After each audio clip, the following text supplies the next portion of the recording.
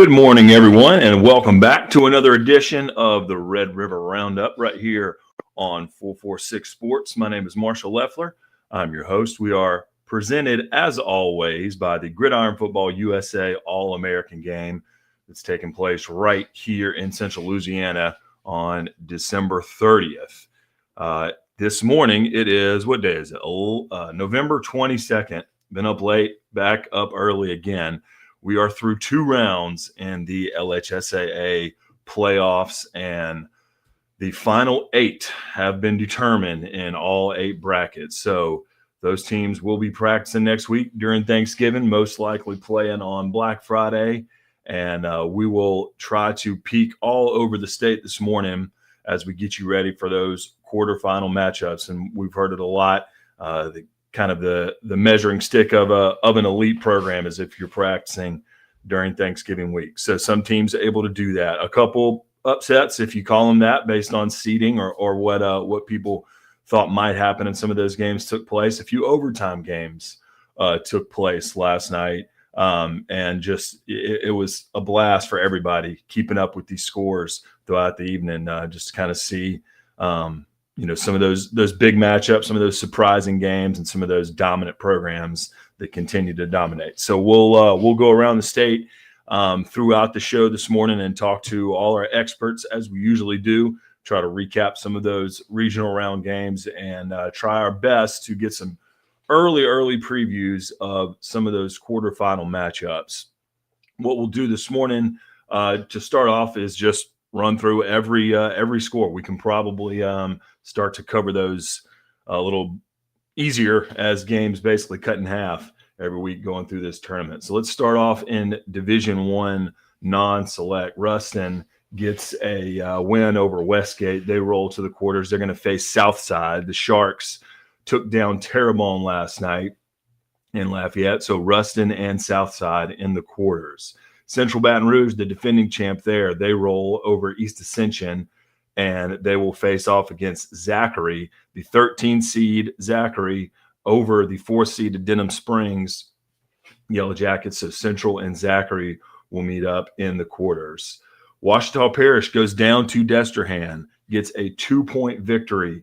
The 14 seed over the 3 seed, Lions over the Wildcats. So Ouachita moves on. They're going to face Parkway, who the 6th seed defeated Hahnville last night. I believe that might have been an overtime game, actually, but Parkway continues to stand up strong against tough competition.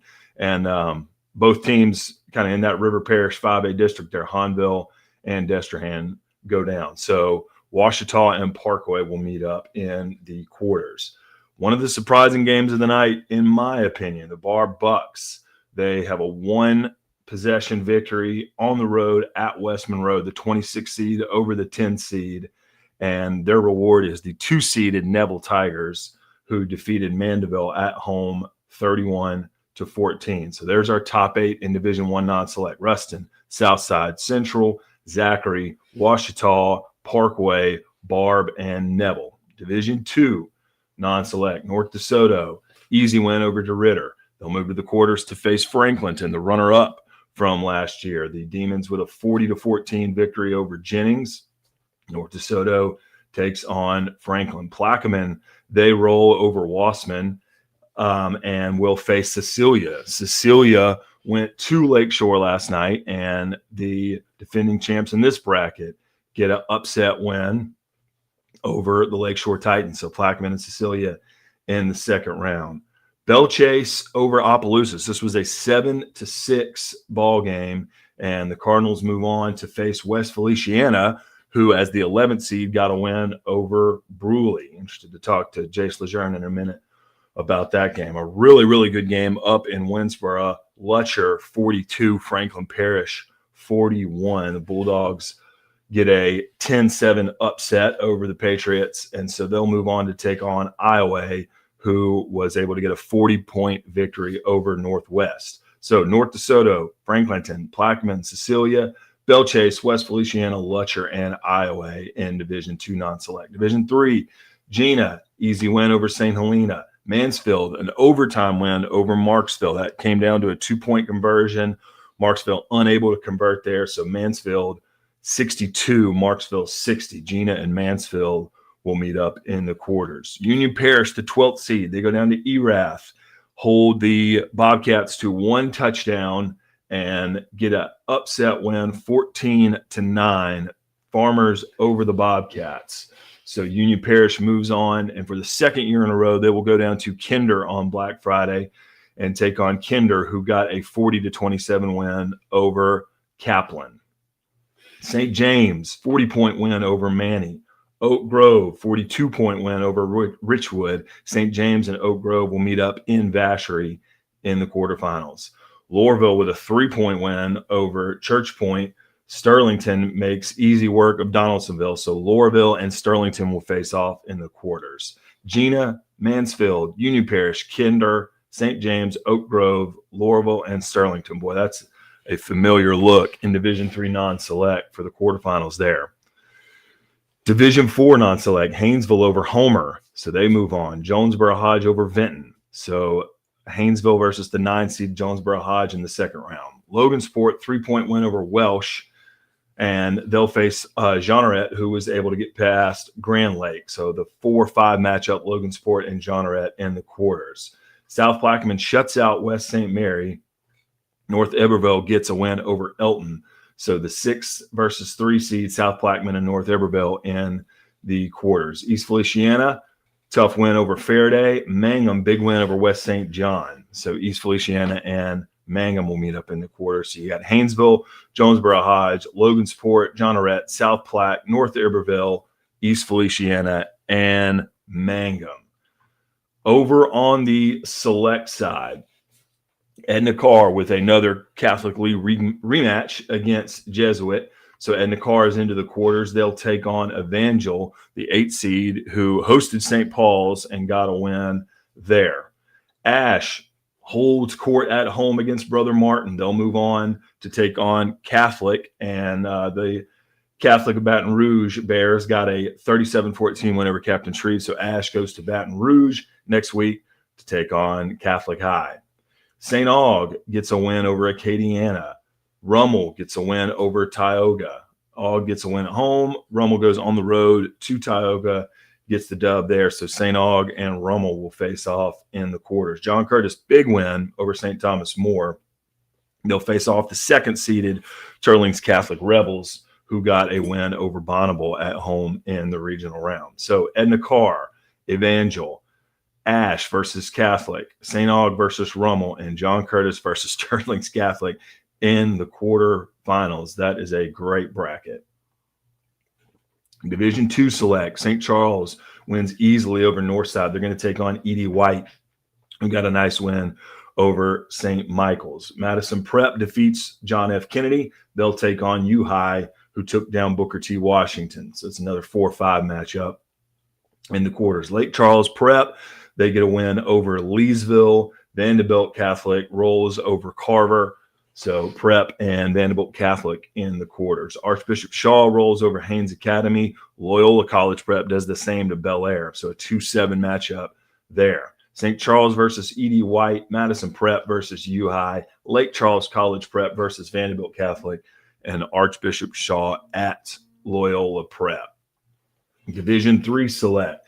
Lafayette Christian able to roll over Parkview Baptist. That was LCA's homecoming. So congrats to that student body for a good night last night. And Catholic New Iberia, the defending champ, goes to Bunkie. That's a 9-8 matchup, Battle of the Panthers. The Panthers of Catholic New Iberia get a win over the Bunkie Panthers, a semifinalist from last season. So they'll meet the 1-seeded Knights in the quarters. Dunham rolls over the North Lake Christian Wolverines, and Newman rolls over the Menard Eagles. So we'll get Dunham and Newman in the quarters. Jules Sumner hung around with Slaughter, but the Cowboys pull away there and get a win. They'll take on the Cavaliers of Calvary Baptist, who were able to defeat Metairie Park Country Day. Lafayette Renaissance chartered the 7 seed. They hold Amite to 6 points, and they move on to take on the Pios of Notre Dame, who got a win over De La Salle. So Lafayette Christian versus Catholic New Iberia, Dunham versus Newman, Sumner versus Calvary, and Lafayette Renaissance against Notre Dame. And finally, with Division 4 select. Westminster gets another win. They're undefeated still, so they take on St. Ed's in the second round. St. Ed's over Covenant Christian. Ascension Catholic will move on to play Catholic of Point Coupé, who defeated Westminster Christian of Lafayette. Hamilton rolls over St. Fred's. They'll get Ascension Episcopal. Ouachita Christian rolls over Southern Lab. They will get Riverside, who rolled over Delta Charter. So you got Westminster against St. Edmunds, Ascension Catholic against Catholic of Point Coupé, Hamilton Christian against Ascension, and OCS takes on Riverside. There is a look at your quarterfinal brackets from around the state. Had a lot of games that took place in the North Shore area last night. We mentioned Jules Sumner able to get a win and move on. We also will look at some of the other games that took place on the North Shore, and who better do that than our guy from the North Shore Prep Report, Mike McMillan. And a lot of games that took place in the area last night. Some really exciting outcomes to discuss. So I'll just get us going like we have been, and let you take us around the 985. And we'll start in 5A Division 1.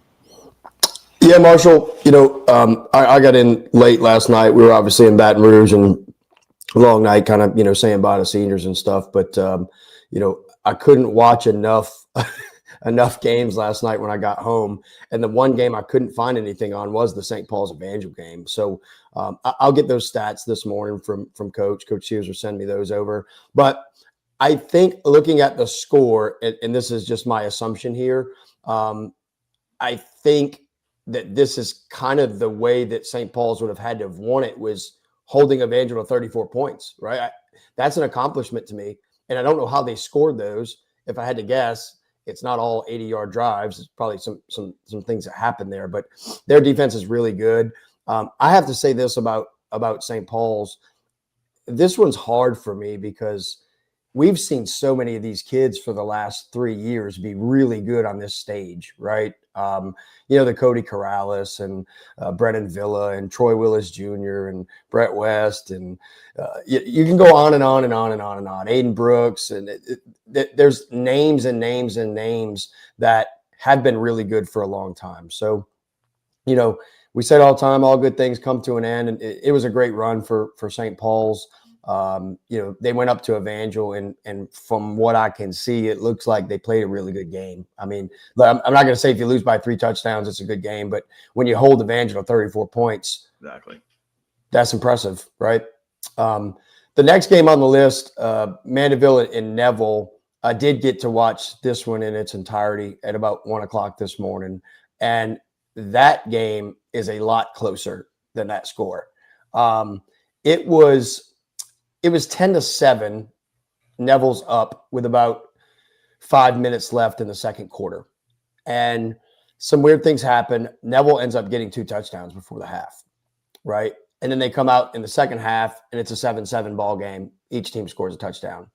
I think what happened watching film in this game was what we thought would be Mandeville's, maybe not downfall, but the thing that they've struggled with this year was who's going to be in that running game outside of Crew Calora.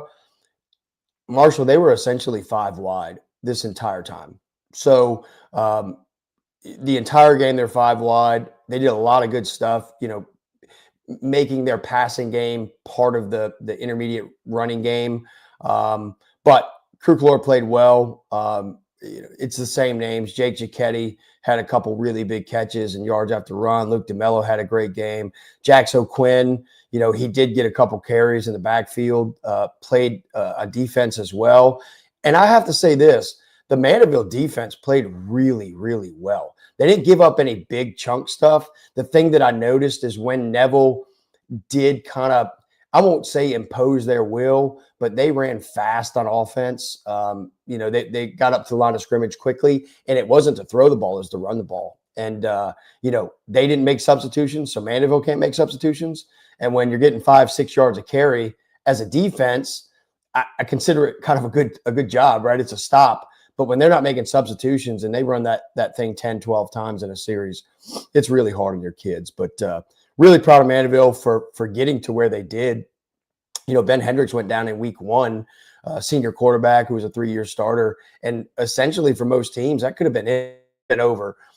They brought a freshman quarterback in, and as good as Crew Calora was, and we've praised him all season, I have to give credit to all the guys around him.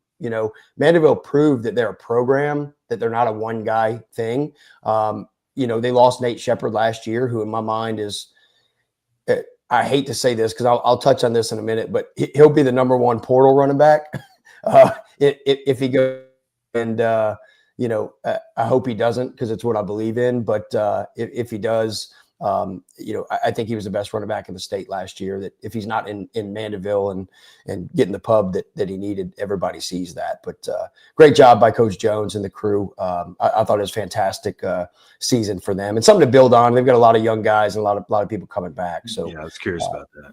Yeah. So they played a lot of young guys on defense. Now they've got some senior leadership, but Dylan Henry, he'll be one of the best defensive backs in the state. He was a junior. In the secondary, they've got some other guys. Montrell White, who's a senior, he just committed.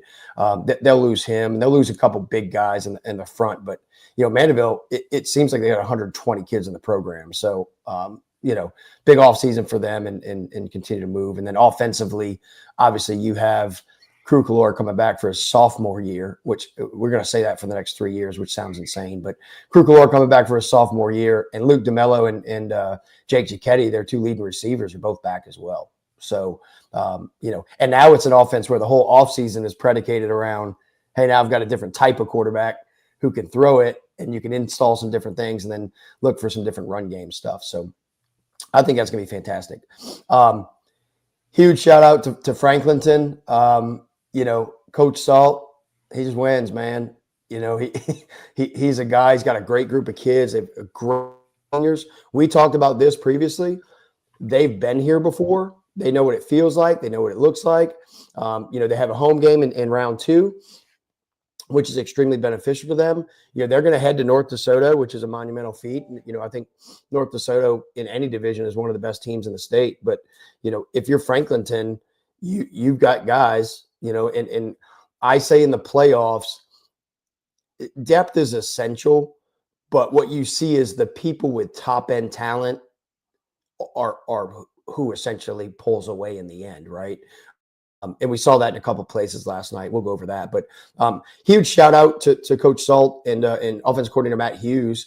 A pretty neat thing. DeMikes McLean, a quarterback, a wide receiver for them, went over 1,000 yards on the season. First time in the history of Franklinton High School. So 104 years. They haven't had a receiver go over 1,000 yards, and DeMikes McLean does it. Jaden Burkhalter, I think, is one of the best juniors in the state. He'll be a very highly recruited receiver as well. But last night was pretty neat. Dalton Freeman, who's a tight end, gets a rushing touchdown kind of in the end zone. He's a big kid. He's a big athletic kid. And I have to give credit to this. Coach Matt Hughes, and I asked Coach Matt, their offensive coordinator, about this when I had him on Coach's Corner. Colin Stewart, he's a senior, and he's kind of that third receiver. He plays on the opposite side a lot of DeMikes McLean and Jaden Burkhalter. They kind of put them in duo pairs a lot on the same side of the line to make them cover levels, right? In my mind, that's why they do it. But Colin Stewart has been really essential to them. He's a senior. And Coach Hughes said, look, Mike, he's not an exceptional athlete. He doesn't do anything he's not this great thing, doesn't do anything great, but he works his tail off. He knows the offense. He's a team guy. And he said, I'm not afraid to go to him on third down. Well, last night, I want to say 4th and 13. He catches a ball for a first down, and then near the goal line, breaks a tackle and scores a touchdown. So I love that stuff. A team kid, a senior who doesn't get the attention a lot of other people get, but a huge night for him. And obviously Jacob Crane. I say it all the time. If you've got Jacob Crane, you got a shot to win. So he'll be missed when this whole thing's over. So hopefully we're shaking hands in the dome and telling him, hey, what a fun ride. He made it for everybody, because he's been sensational. Yeah, they'll get a great game in Stonewall next week. So, and that's a look. I have to admit to you, I don't know that Northwest area very well, so I put in my map this morning North DeSoto to see how long that would take to get there. I blinked a couple times, like, yep, that's right, it's up there. You'll be able to smell Texas from Stonewall for sure. No doubt. Yeah, and then staying in that bracket in 4A, Cecilia, defending champs, goes to Lakeshore. You and I were excited about that matchup just because the kind of the complementary styles, or on a simpler level, just the way both of those quarterbacks run really well. But a high scoring game and a good win for Cecilia over the Titans. Yeah, and I won't say the game surprised me. I don't think that's the right word to say. I would never envision Lakeshore giving up that many points because they're so sound defensively. But watching that game again last night, it was two teams that were just running quarterback, not even RPOs, just quarterback runs, right? And Cecilia loses Colin Dore. Well, I'll say they lost him. Before they lost him, he ran for over 100 yards and 2 touchdowns early in that game. Braylon Kaye comes in and plays quarterback. He plays quarterback. He has 23 carries, 190 yards, and 2 touchdowns. He was 7 of 16 for 188 yards and 3 touchdowns. That was their junior wide receiver backup quarterback, right? And to me, and talking to Coach Salt, in the summer, and we talked about Cecilia in the Dome, nothing says Cecilia more than that. That's the type of athletes that they have that can just be plugged in, and they're playmakers. I said it on your show earlier this week. I think it was Tuesday, but I said it. Hey, Cecilia, you can wear whatever you want to the playoffs. We know who you are. You can wear that 6-4 record and with 13 seed and it's a down year. Nope, you're Cecilia, and they showed it last night. But hats off to Lakeshore on a phenomenal season. Coach Indest. I don't care who they're going to have Brody Loudermilk back. He'll be one of the best players in the area for sure. He'll be a great fun one to watch again in his senior year. And Lakeshore's senior class reminds me a lot of North Lake's senior class and St. Paul's senior class. There's a bunch of guys that have done this for 2 and 3 years. It hasn't been, hey, their first time or, a little bit played as a junior, the Oja Gross and Dylan Kusaks and Sean Brown and Cade Stevens, who we did a story on Cade Stevens. I encourage you guys to go read that. It's a neat story and, impressive student athlete for sure. But there's a big group of that, Coach Indest is not going to tell anybody this, but they lost a couple athletes this season due to injury. Kyle Gegenheimer, who I think is one of the best athletes in the state. He's sensational. I'm never going to say they win the game if they have those guys, but it was going to be hard for them to match up outside athlete on athlete without the guys they lost. I'll say that because in the box, Lakeshore they've got some dudes, and there's nobody that's 6'3", 240 pounds, but they play ball and they're really good. And Coach Indest has made that place fun. He's made it a winner. Those kids that are going to step into those positions, you're not going to see a lot of drop off because Coach Indest doesn't allow it on Mondays. He doesn't allow it on Wednesdays. He doesn't allow it on Saturday mornings. And that's what I love about him and that program. But great season for them. I don't think the bye week really had anything to do with it. I think they got a little healthy there. I think Cecilia just had an athlete. And sometimes that one guy in the playoffs can that's what makes the difference. Just dominate. You've seen it for years. Yeah. So Franklinton moves on in D2 non-select, and St. Paul's, Mandeville, and Lakeshore will end their football seasons in the regional round. Let's take a look here at Division III for the North Shore area. We mentioned Sumner will be moving on to the quarters, but really some just quality kind of second round matchups for all these teams in D3, whether it's non-select or select.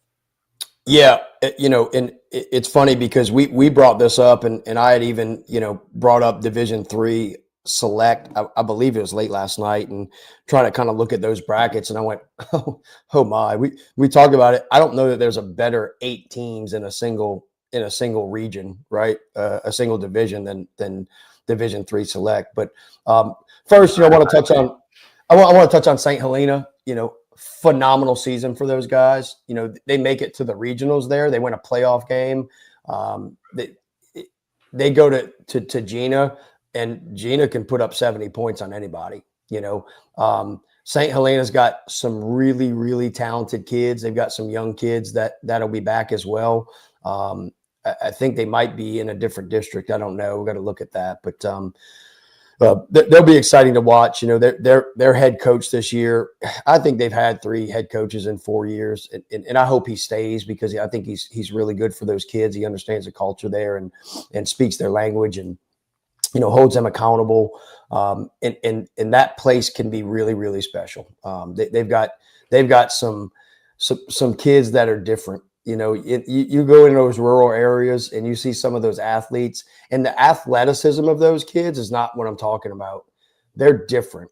They're great human beings. They do things right. They want to do things right. They want good coaching, and they got it this year. And you see what they did. So they get some consistency there. You're going to be hearing from St. Helena for a while. Yeah, similar to Amite. And those two schools may not like the comparison, but right, it can be done.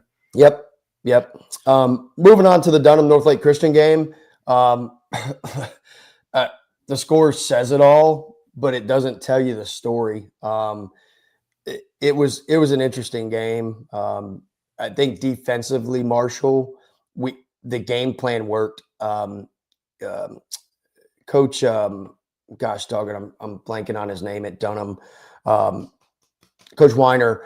He said after the game, it's probably the lowest passing total that Elijah Havens had in the last couple of years. So defensively in the secondary, you got to give our guys credit. They played the game plan really well and kind of shut them down.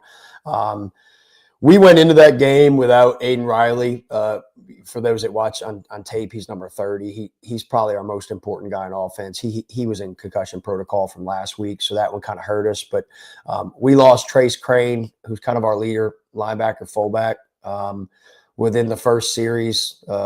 Tore his knee up pretty good, so he'll be having surgery on that. And then we lost Jordan Willis shortly after that. So in a small school, when you lose your top 3 guys on defense, it paid dividends for Dunham for sure. But give our guys credit. Things fell apart, but you saw some kids keep fighting. Coach Willis has done a great job with the culture there and creating a culture. North Lake Christian will be back. Before I coached there, you see him every year in the playoffs and, having these good regular seasons. And I wouldn't expect anything less. I think you're going to see some new names now, but I think, the Wolverine on the side of the helmet's going to do what it does. But, huge game by Cam Castnave. He actually ran the ball. It's the 4th quarter. And Marshall, I'm so proud of him. I've never seen a kid that practices as hard as him, and it translates. There's a reason he does what he does. It's the 4th quarter. We're down 50 points, and he's dragging 3 or 4 guys.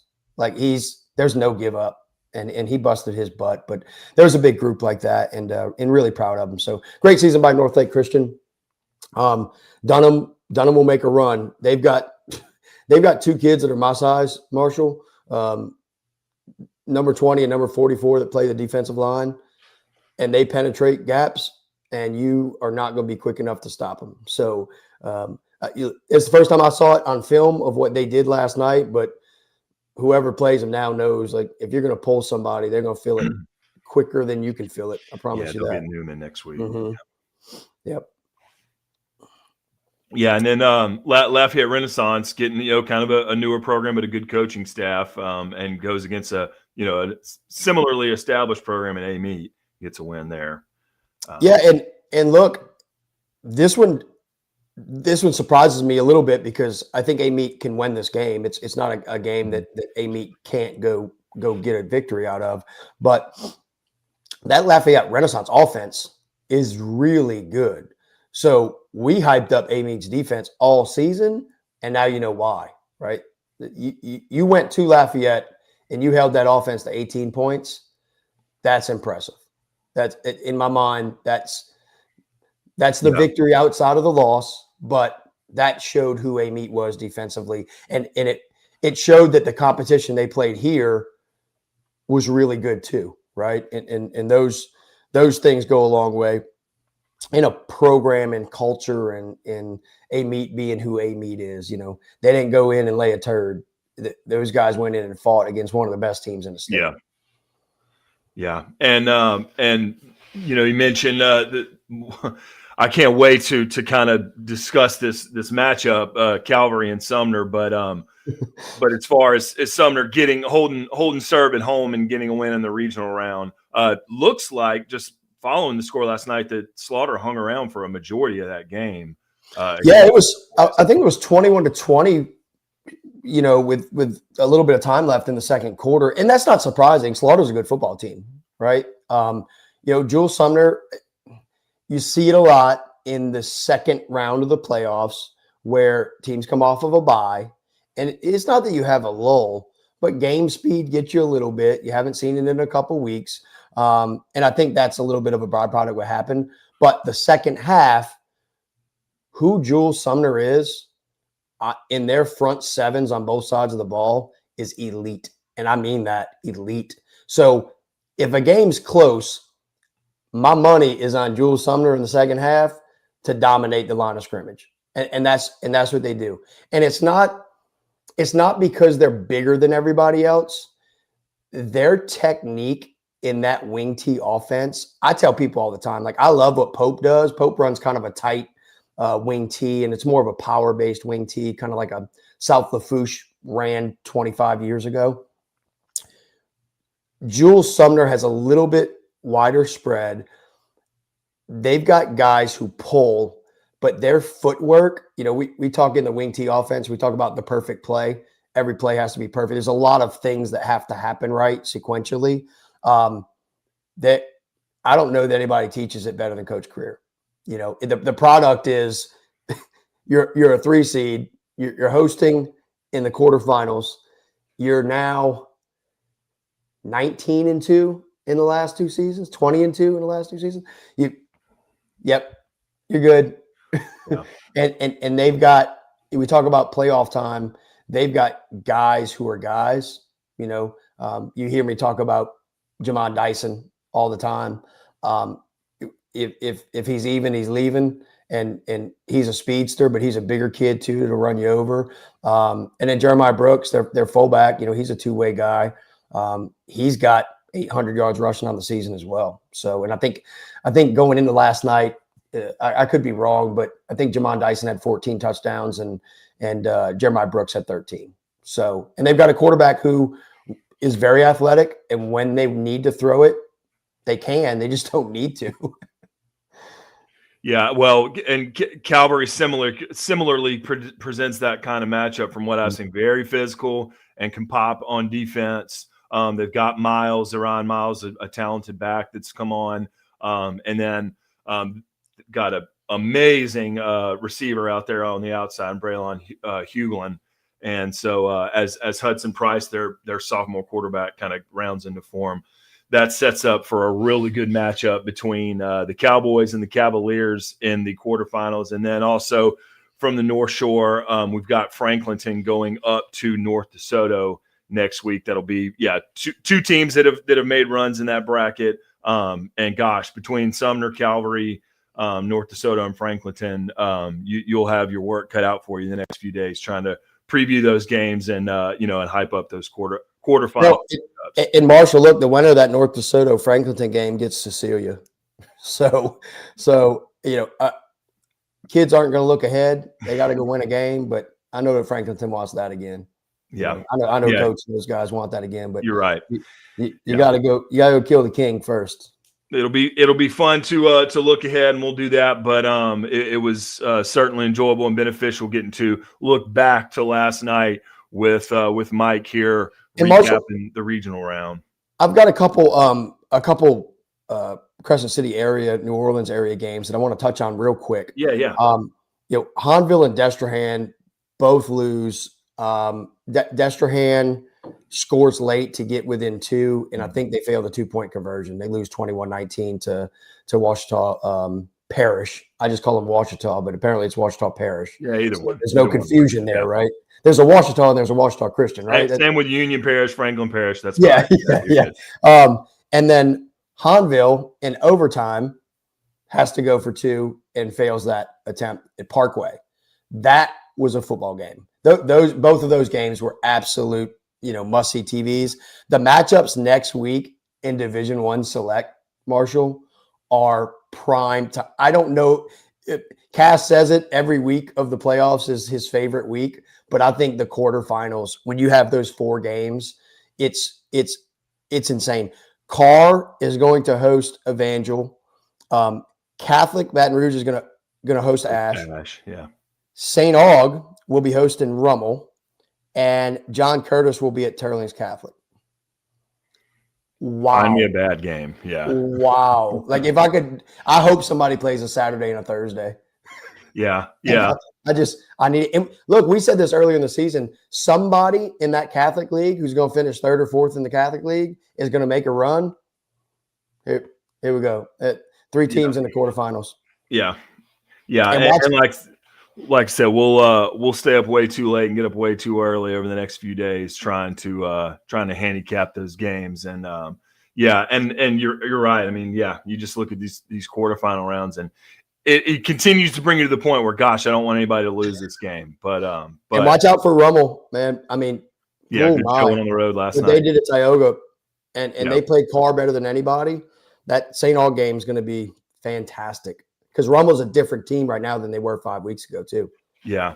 Well, yeah. So next week, let's certainly plan on trying to maybe zoom in a little bit or click or 2 on the 504 and try to bring that to the people as well. Mike McMillan with the North Shore Prep Report, always on point. It goes from the sidelines on Friday nights to the desk Saturday mornings, and he's sharp as a tack as always. So, Mike, appreciate your time, and we'll talk to you soon, my man. Thanks, Marshall. Appreciate y'all. Y'all have a blessed weekend, man. Yes, sir. You too. Appreciate Mike recapping both 985 and the 504 area for us as we move into the quarterfinals in the LHSAA playoffs, and had a few matchups in the Southwest Louisiana area last night. And Chasten Tavares was at Lake Charles College Prep and Leesville, and Chasten, that ended up being a really quality playoff game between the Blazers and the Wampus Cats. Yeah, look, Marshall, appreciate you having me for always. Look, that was a great football game. It started off, it was 16-15 at halftime. First drive of the game, Terrell Broom goes up, throws a long touchdown pass, and we're off and running. 2 plays later, here comes Dylan Vital and LCCP. They throw a touchdown pass, and you're like, all right, here we go. And that's kind of how it was for the first half, for the first quarter. And the defense has kind of stood up a little bit, and the defense has really stepped up, and we're playing some good football there in that second quarter. And that's when really Lake Charles College Prep at halftime really made some adjustments on the defensive side of the football. Really, they I don't want to say got more physical, but they became the tougher team there in the second half. And I think ultimately that's what got them to a victory. Look, Aiden Carter is really good. They also had a Kylan Guillory kid who really showed up last night. I had not seen him yet, and I've seen Lake Charles College Prep a couple of times. But Guillory stepped in. They just got so many athletes all over the field, whether it's Aiden Carter and Philip Hunter and the Kylan Guillory kid. They've got a couple of receivers that are really good. Obviously, you add in now the passing ability back, with Dylan Vital, who had been out for most of the year with an injury, comes in and, sparingly throughout each game, and he just comes in to throw the football, and he does a pretty good job of that. And look, that's not a team in Lake Charles College Prep that I think you really want to see on the other side of the bracket because, look, we talked about it all year long, defensively. Coach Franklin gave us a little mess about it last night in our post-game interview, talking about, he was tired of hearing about, oh, if LCCP only had a defense. But in reality, for a lot of the year, that's kind of what it was. They were just outscoring people. I did the 70-65 game with Barb. Now, keep in mind, that's two of the best offenses in the area. But they figured it out defensively. I mean, look, they've played really well on the defensive side of the football the last really 4 or 5 weeks. And if they can continue to do that, that is a scary football team. So let's apply that very same narrative that you just mentioned about if only they could find a defense and the defense figuring it out. The Barb Buccaneers go into Rebel Stadium last night as the 28th seed and seemingly, without having watched the game, do enough on defense to get what is. I mean, it's hard to argue that that's a huge. They were up 21. They were up 20. They're up 21-0. What else happened? Look, it's Barb's defense, or it was Barb's offense, and look, they got up 21-0. It was actually, what's crazy is I can't tell you what happened in the first 3 possessions of that football game. We've got this back and forth 16-15 game, or we're going in the second quarter, and it's 16-15 with Leesville and Lake Charles College Prep. Into the first quarter, I look down at the score and I see, Barb's up 7-0. I see 14-0. Then all of a sudden we turn on the stream, and all of a sudden we look down and Barb throws a touch, has a touchdown run from Jordan Griffin. Now they're up 21-0. We're like, holy smokes, what's going on here? And look, not many people gave them a chance in that game. I think I said that they would get the win 2 weeks ago. Not many people gave them a chance this week. And look, that was a team we said all year long. If they only had a defense. And look, defensively, they're starting to figure it out. And if they can figure it out, my God, you do not. That is the most dangerous 26 seed that you will ever see. Because offensively, I mean, they've got athletes everywhere. I mean, it's Jelanden Gray, who can make any throw on the football field. And by the way, he can run the football. He's got 35, 40 touchdowns on the year. They've got Sawyer Kuipers and Miles Ledoux and Jordan Griffin, who, as they have found the running game. Jordan Griffin is one of the quickest guys I've ever seen. Obviously committed as a 12-year-old to play LSU baseball. I'd start rethinking. Jay Johnson better double down, is all I'm saying, because look, he's had 6 touchdowns in 3 consecutive games. The kid's unbelievable. He's super quick. But we've said, look, if they could just find a defense, and I don't know, but they've started to find a defense. I know that. And look, the Bucs move on. I will tell you, they were able to get the win this week, but a Neville matchup's a tough one for them. Yeah, but not the West Monroe Wetton. So look, if you can do it against one team in 2-5A, you can do it against another. You got 3 teams remaining in the Southwest Louisiana area that are still undefeated and all playing in the quarters. Iowa, Kinder, and Hamilton all move on. Kinder, once again, this quarterfinals on Black Friday will host Union, but Iowa and Hamilton continuing to get it done as well. Yeah, look, I'll start with Hamilton. I do feel for those kids. There's a lot going on there at Hamilton Christian. Obviously, Coach Dexter Washington did resign a couple of days ago. There's a lot going on there. I'm not going to get into it just because it involves kids, and there's a lot going on there.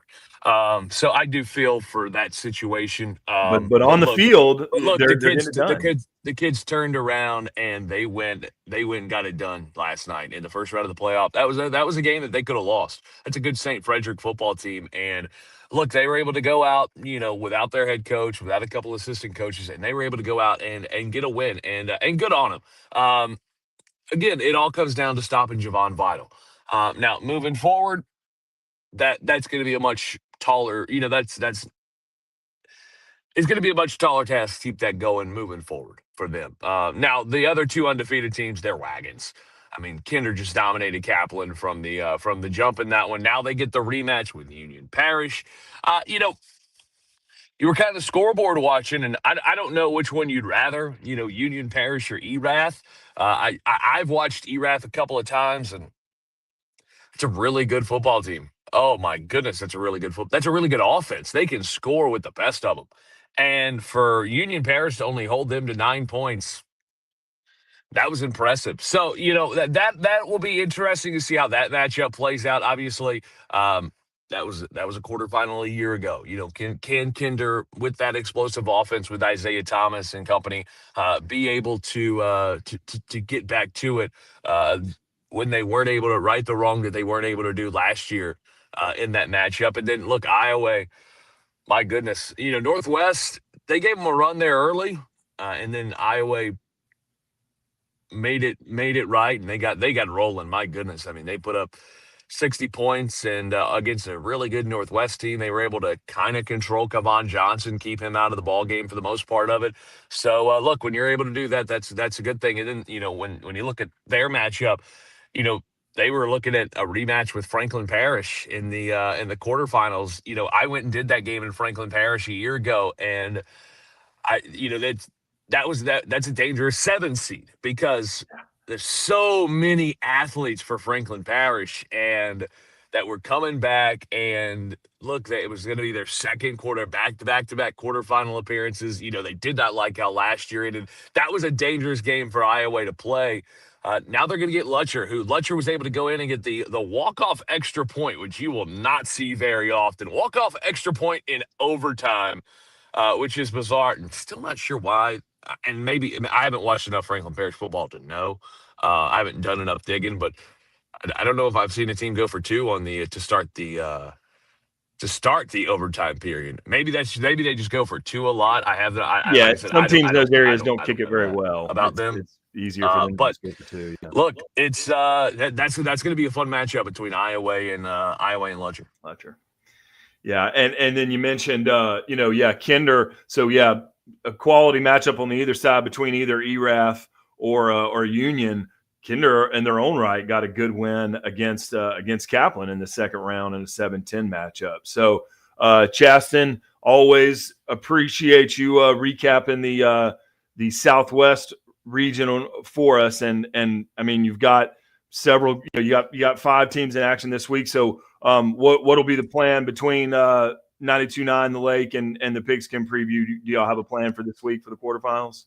Yeah, I believe we're actually going to get to stay home this week, which I'm super excited about. We're going to have 4 teams playing at home, which is awesome. We've not been having teams play home in the quarterfinals, and so I'm excited about that. No long trips. I believe we're still waiting to nail down all the specifics, but I think we'll be with the Iowa Yellow Jackets as they take on Lutcher this week. We're still going to roll our pigskin preview for people who do watch. We are actually, and this is actually a little breaking news per se. I haven't even put this out yet. We are going to be moving our pigskin preview up to 6:00 this week because normally follow Pokecast with McNeese and no Pokecast this week, and we get to start an hour early. So we're starting an hour early. We'll start at 6:00 coming up on Wednesday night. We'll talk all things 5 Southwest Louisiana schools in the quarterfinals. Anytime you get multiple, that's a good thing. Yep. Yeah, a lot to be thankful for. Catch the Pigskin Preview Wednesday at 6:00. It's live then. You can also catch it on demand afterwards after they go off the air, and they've got 5 really good games to preview, so we'll look forward to that. Chasten, appreciate you spending some time with us this morning, and man, I can't wait for the quarters. It's a good week. Feast week's a good week. Turkey week's a good week. I love it. Hey, appreciate you guys for always having me. Hope everybody has a happy Thanksgiving. Oh, thank you. Yep, same to you. Talk soon, man. See you. Appreciate Chasten hanging out with us to recap Southwest Louisiana. He's had a lot of good teams to follow this year, and that'll continue into Thanksgiving week. Let's jump to the Lafayette area where Shannon Belt with the Lafayette Daily Advertiser will join us. And Shannon, you were covering the LCA game last night, homecoming night for the Knights, and they'll get the defending champs in the second round, but they looked ever the part of a 1 seed so far. It looks like. Yeah, I thought maybe they would have a little rust. No rust at all. They got going immediately. I think they scored 1 touchdown in the first quarter, and that was like their slow quarter.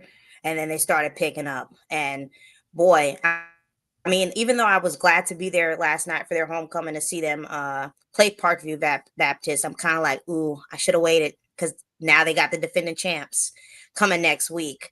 And that should be a good one. I think that was just like the warm up for LCA to get ready for Catholic New Iberia, because that one's going to be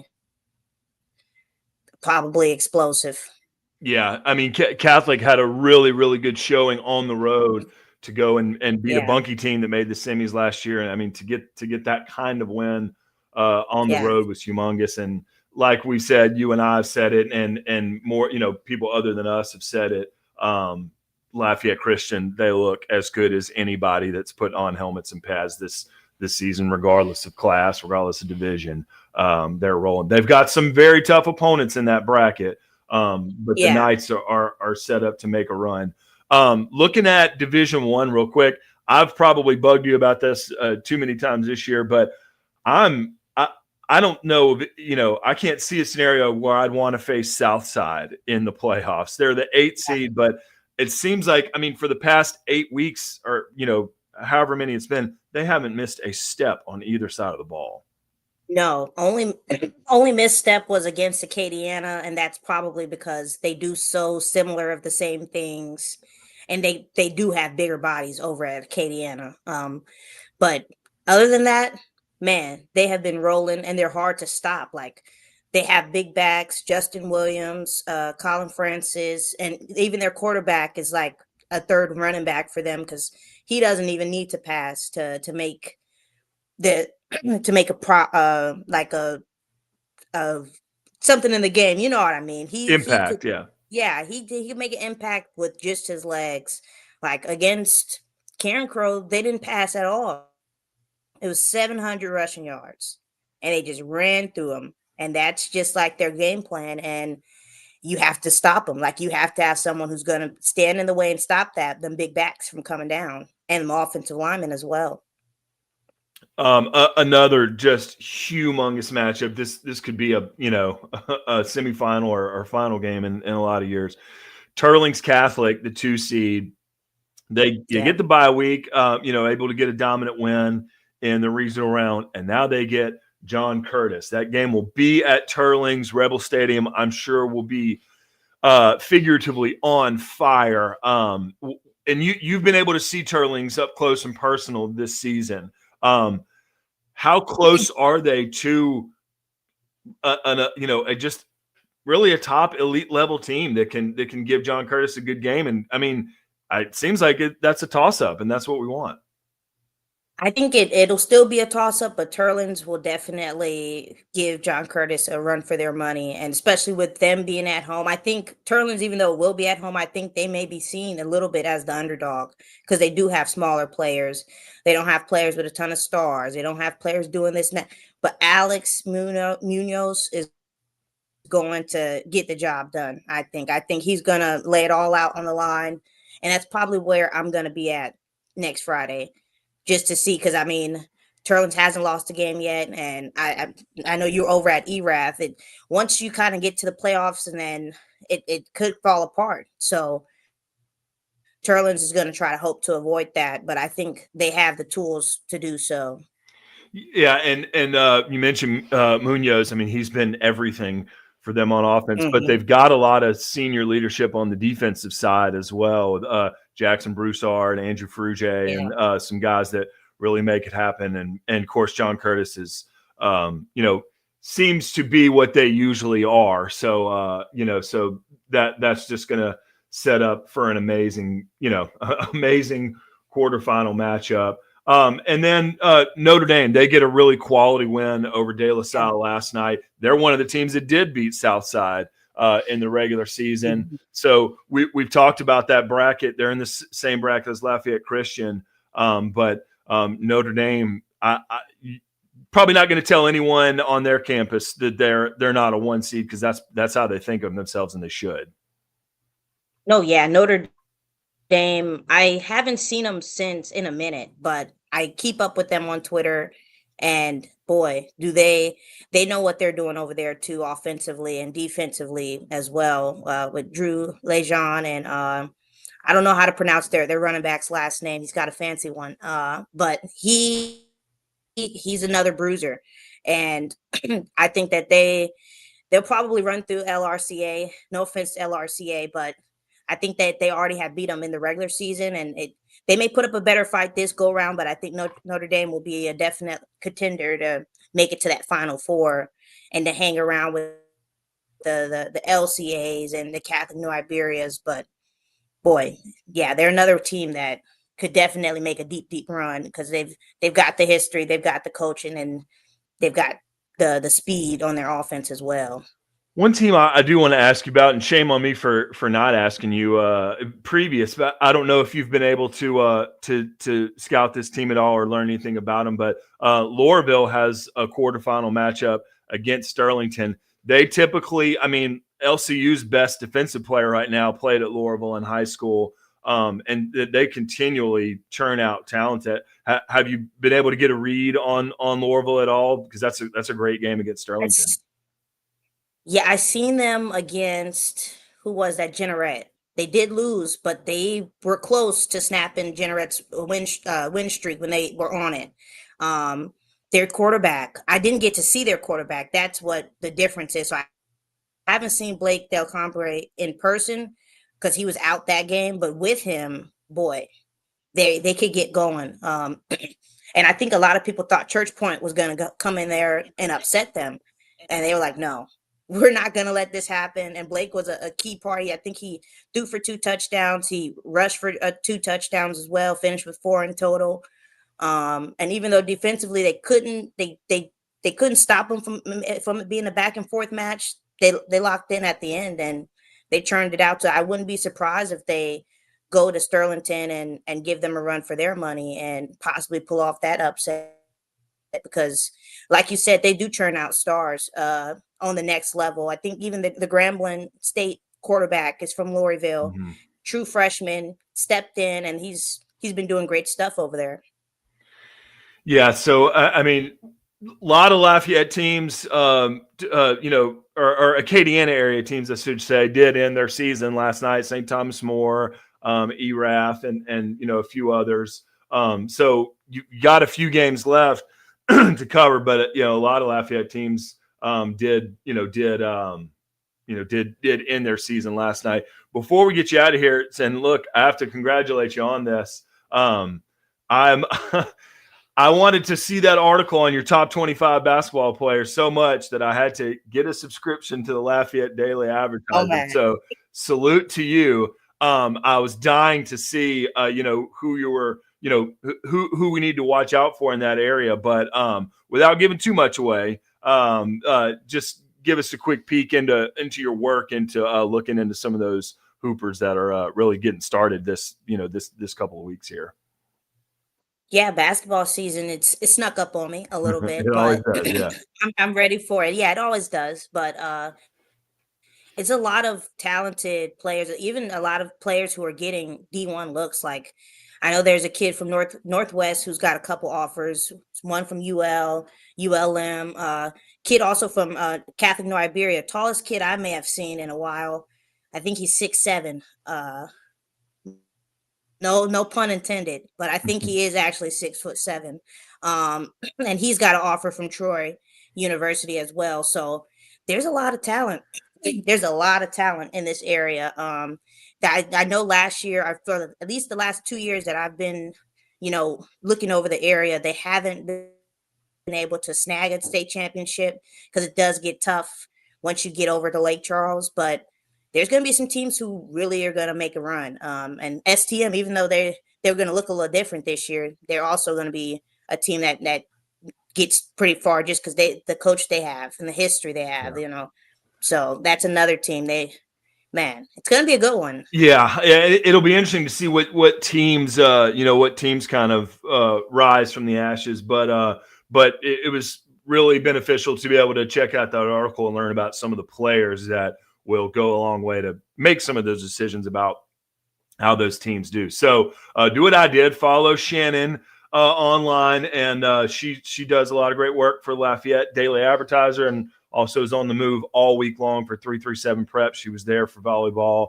and she does great work and got a subscriber out of me. So Appreciate your work there on the hoop scene, and appreciate your time here this morning. And hopefully we can talk next week about some quarterfinal football games. Thanks for having Yep. me, and enjoy your Thanksgiving. Yeah, same to you, Shannon. Have a good Saturday. Happy Thanksgiving. See you. Shannon Belt from the Lafayette Daily Advertiser, always bringing it from the 337. Moving on to the 504, we've got the Gridiron Football USA lead beat writer, Jace Lejeune, who's joining us again this morning. And Jace, you've been hard at work covering some of these football games, getting ready for the bowl game and Baton Rouge football.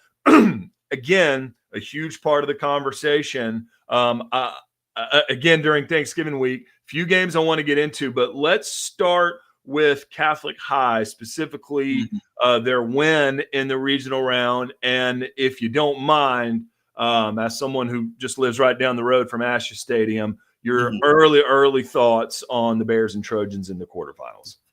Oh yeah, I mean, when we had our preview show last week, I kind of figured it would be Catholic against Ash, and that's what we're going to get. But that should be a great matchup. The Bears had themselves a great performance last night defensively. This is a Captain Street football team. I was putting up a lot of points. They got a really special running back, Jamar State Platter, and Catholic did a great job of making sure that they weren't really a threat in the game offensively. And they have a staple running backs as well. Jaden Miles had a couple of touchdowns last night, but Catholic has 3 running backs that can all really play. They're as Catholic always is. It seems like they always loaded at that position for whatever reason. But yeah, I expect a great football game. Ash and Catholic. These are two teams well coached. Coach Baughman does an awesome job with the Trojans. Coach Ford does a great job with the Bears. And these are two teams that kind of really match up a lot with each other. You know, like I mentioned, they both have great running backs, quarterbacks, and then yeah, they have to throw the football. Both those two teams can, and they're pretty loaded on defense as well. So these are two teams that really mirror each other a whole lot when you look at how both these two teams want to play. So it's going to be an intriguing game, and you know, it should be one of the better games that we talk about obviously this week. Knowing what you know about both Zachary and Denham Springs, how much of a upset do you consider that, you know, that game with a 4 seed going down? Yeah, I mean, if this was an opportunity for Denham Springs to win the game in that situation with Zachary, this was the time to do it because they had 42 seniors. Like, this was an all-in type of year. And Zachary, you know, they're still good, but it's not like the Zachary teams we've seen in years past. But it's just something in November. Whenever David Brewerton gets his team in the playoffs in November, just watch out. I'd say there was like going into this game, I thought there was like a, 60-40 chance for that happening, for an upset. And you saw that. And you got to admit, I mean, kudos to Coach Brewerton. And I think he just revels in the fact that he's the underdog, and not a lot of people are picking the Broncos. And you saw that come to fruition on Friday night. But a big win for Zachary. And hey, I mean, you cannot overlook Zachary. You cannot overlook David Brewerton's program. And, they just thrive in these situations. Yeah, and it sets up a good quarterfinal match with Central, who defeated East Ascension last night. And that's a really interesting, if you look in the regional round, that pod right there of Denham Springs, Zachary, Central, and EA. I mean, that's quite a tournament. And could, and I would love to see what kind of game Zachary can give Central next week. Yeah, just call it the 225 Baton Rouge tournament there in that Division I non-select bracket. I mean, it seems like that's what it is. Yeah, they filled up the top seeds in that bracket, and if Central's going to make a similar run, great opportunity to get past Zachary next week. Yeah. Oh, yeah, and these are two teams, like you mentioned, Marshall, that they can do it. I mean, we've seen Zachary, how many times they've won state championships. Central is your defending state champion. So these are two teams that have been known to make deep playoff runs, and something's got to give on Friday because these two teams really thrive in playoff football. David Semino does an awesome job as well with Central. So, yeah, these are two teams that are familiar with winning these type of games and making deep playoff runs, and it should be a great matchup. peeking at Division IV Select real quick. Ascension Catholic, I mean, their losses in the regular season were to Loreauville and Dunham. Mm-hmm. A lot of teams have lost to Loreauville and Dunham this year. Yeah. And I'm, they get, I think, over 60 points in their regional round game last night. Yeah. So Division IV Select, anything can happen. I mean, you saw Southern Lab get shut out last night in OCS, but where do you think Ascension Catholic fits in potentially a Final Four or Superdome run in D4 Select? Yeah, I really like Ascension Catholic. I mean, I know I talked to Coach Group yesterday. That's for Catholic Point Compete. That's what they're going to be playing in the quarterfinals. But I really like Ascension Catholic in that one. Trevin Simon is the state's leading rusher this year.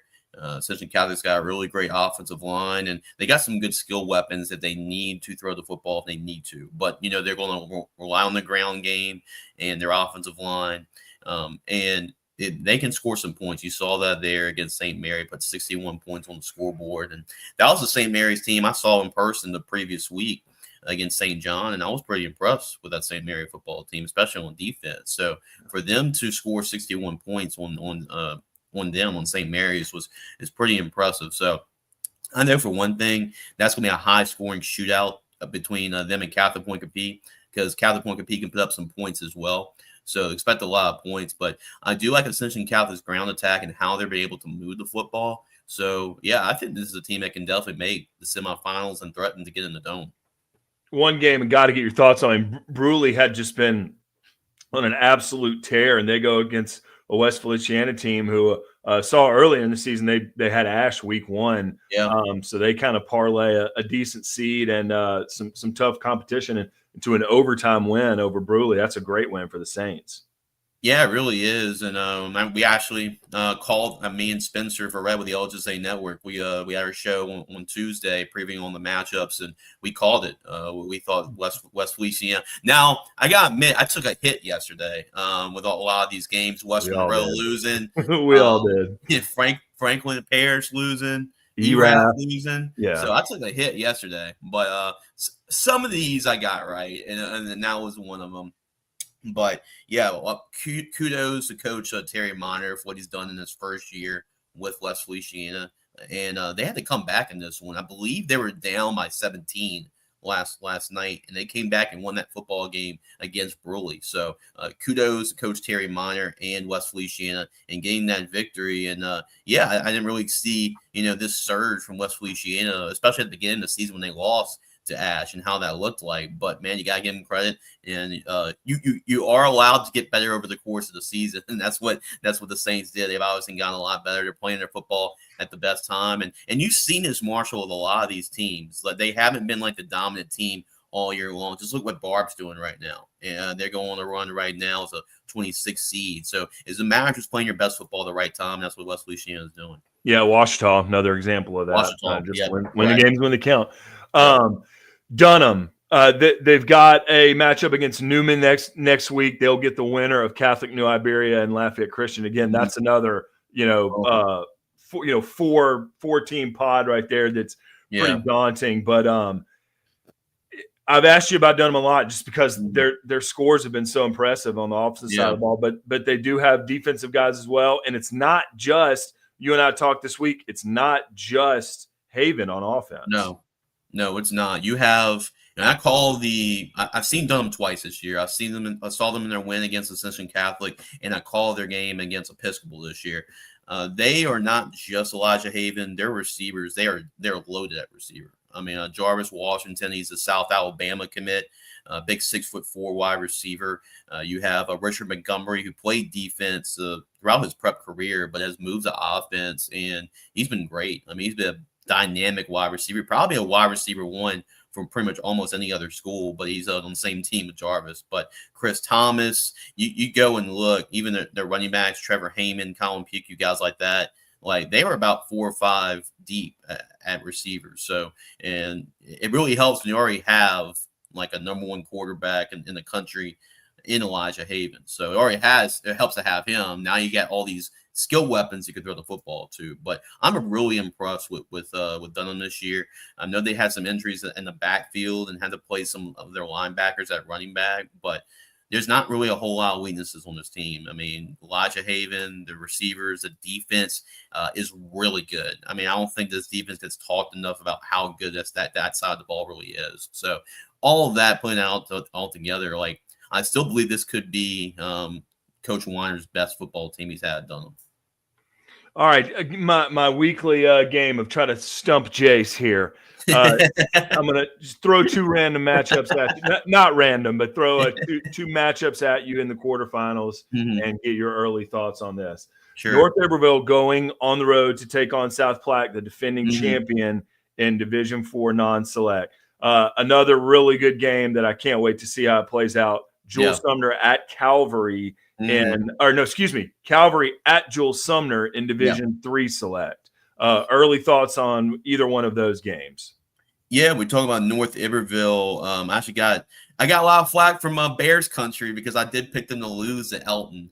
But I got a text from Coach Masterson. He's the defensive coordinator at North Iberville, and I was talking about that it was going to be tough to slow down McKeelan Lemoyne from the season he's had. And it's like, hey, Jace, I proved you wrong. You know, I got a text message the other day, and they're able to do that. I mean, hold McKeelan Lemoyne, contain him. I think 27 carries for 137 yards was all that he could muster against North Iberville. So a great win for the Bears. And how about their second year and really the varsity action? Coach Gass is doing an awesome job. I mean, they've made the quarterfinals for the first time ever, you know, in their second year back. So special season right now for North Iberville. South Plaquemines, you talk about that matchup. Well, it's kind of like it gets harder and harder, right? You got to play the defending state champions if you want to continue this type of season. And we know how tough it is to go down there. And, I mean, it really, South Plaquemines took advantage of that home field last year going to the Superdome. So really down there. But they're a really good football team. Coach Fee does a great job. They got some really dynamic weapons. Rod Parker was a quarterback last year.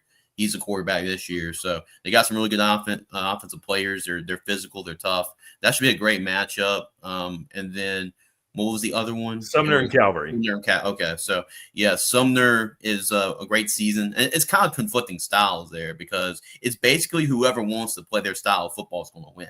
Like if Jules Sumner's going to make this ugly, you know, and make it like time of possession, low scoring, like Jules Sumner is going to beat Calvary Baptist. But if it's the other way around and Calvary Baptist turns this into a shootout, I just don't see Jules Sumner being able to do that. So whoever plays their style of football is going to win that football game. Yeah, and that's where you see, home field advantage come into play, but that's why you try to fight those top seeds. Anything else that I missed, Jace, before we get you out of here? I mean, nothing too much. I called the U-High game last night. That's where I was at on Friday. Yeah, they put up 50, I think, 50 points against Booker T. Washington. Was pretty impressed with Booker T. Washington with their quarterback and their skill weapons. But, yeah, U-High is just, man, they're looking to make a run. I know they can run the football, and their defense is really good. But their quarterback, Ethan McGlynn, was on fire last night. He threw for 4 touchdowns. And when he's on fire like that and is as good as he was last night, if he can contain that and continue to play like that, then I don't know who's going to be able to beat the U-High Cubs if they can get that from their passing game week in and week out. And we saw that last night. Yeah, and we're not sure anybody could have beat them last year in the postseason before they had to exit that bracket. So it'll be U-High will be one to watch as well. Jace Lejeune, the lead beat writer for Gridiron Football USA. Follow Jace on online, not only for Louisiana high school football, but covering LSU football as well, and then getting us ready for the All-American Bowl game coming up here in December. The commits keep coming in for the junior high game as well. So follow Jace, follow Gridiron Football online, and they've got more football than you can handle, but there's no problem with that. Jace, thanks for spending time with us this morning, and we'll be talking quarterfinals next week. That sounds good, Marshall. Have yourself a happy Thanksgiving. And, we'll talk about those quarterfinal matchups next week. Thank you, Jace. Same to you. Yep. Have a good one. Jace Lejeune from the Baton Rouge area. Also from the Baton Rouge area is Caroline McPherson. And, Caroline, you were scouting the Ruston game last night in Division I non-select. That's a team that continues to make runs to the Superdome on that side of the bracket. And tell us what you saw from the Bearcats, from the new running back, from Ahmad Hudson, and whatever else you saw. Yeah, when I first started watching it, it started off as a close game, didn't quite end that way. But of course I have to watch because I got to watch Ahmad. Ahmad had a touchdown and probably a lot more. I'm not gonna lie, I kind of stopped watching after halftime. It started to become a blowout, but I'm excited to see them moving forward from here on to see if they'll get in any more close games or if they'll be able to dominate the way they did last night. Yeah, they'll have Southside, a really, really good running team next week. So, Westgate 16 seed, but it'll literally kind of get twice as tough, as the playoffs go on. When you watch games like that, and I know this was something interesting, you coming from really studying college football in great detail to kind of seeing, it was interesting what you said earlier in the season is just a lot of more college football just looks a little bit more perfect. Everything is dialed in. Everybody's over 6'3", everybody's over 230 pounds. But in the high school level, you see, they're actual kids out there in a lot of ways, just still growing and figuring out football. But what do you notice when you watch Ahmad play against people that aren't 6'8", people that aren't top recruits, and he's still got another year in high school, but does that just stand out to you that every snap you can immediately tell where number 6 is? Yeah, you can kind of tell a little bit just by the fact that as soon as they throw the ball to him, they don't throw the ball to him. It looks like ants swarming the food on the concrete. Everyone just goes straight to him. And so it's definitely a lot of that. I saw that. I didn't know this until I started watching that their running back, number 5, he's out for the rest of the season due to injury. Right. So they're definitely going to need Ahmad to come out big. And that was one thing that I talked to him about that was really cool. So even when they put two men on him, or 3, or I think last night there was one where there was 4 of them all on him. He said there's no reason for him to not do what he does in practice, because they do the same thing in practice. They prepare for things like that. Interesting. They prepare for double coverage or triple coverage. So, but that's probably the biggest thing I noticed is that from watching that game and watching the Washita game and watching a few other games, is that when you have those big impact players, a lot of the times they're targeted a lot more than some of the other players. And so it's really cool. I think I said this before, when they do really big things, because they're under a lot more pressure than you would expect, but because that's who they look at on the film, that's who they see, that's who sticks out for them. Yeah, that's a great way to put it. I mean, when you and I were first watching Easton Royal at the beginning of the season, it was against double teams all the time. Dylan Berryman, who you covered, he's going to get 2 offensive linemen pushing him as soon as the ball snapped. And to your point about Ahmad, yeah, we've watched that plenty with him, where he's getting double teamed as soon as the ball snapped, and he just has to be patient. You may not have a wide open route down the sideline every single time, like I'm sure everyone would want, but to be patient. And also, I mean, yeah, that's a great point, to have that target on your back, to have that attention, both from between the lines and the people in the stands, to be able to withstand that pressure when you're so young and you have so much attention on you. It really kind of stands out to you. And those are the kind of people that end up in the SEC, as the players that can withstand that kind of grind, as they're still growing up. Yeah, and kind of going back to one of the games from last week, it makes me think of Marquise Franklin. Parkview lost yesterday, but it was Parkview Baptist lost 51-7, 51-10. Yeah, to Lafayette Christian. Yeah, quite a blowout too. But he scored all the touchdowns when Darbone played them, and going into the game, they had that film. They knew that he was gonna carry them through the game. Sometimes you just can't stop those kind of players, and he's only a sophomore, so that's another big player I think that we'll be talking about here in the future. But that's kind of what it makes me think of. It makes me think of players like that, when you know that if I can stop this player, we can win this game, but sometimes you just can't stop them.